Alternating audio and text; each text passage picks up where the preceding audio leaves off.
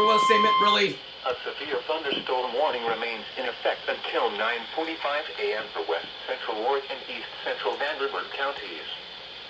At 9:29 a.m., a severe thunderstorm was located over Chandler, moving northeast at 55 miles per hour. Hazard, 60 miles per hour with gusts and quarter-size hail. This is a radar-indicated threat. Impact, hail damage to vehicles is expected. Expect wind damage to roofs, siding, and trees. Locations impacted include Evansville and Melody Hill.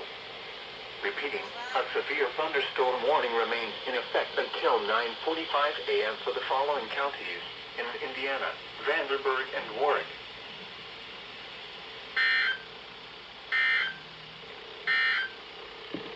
A severe thunderstorm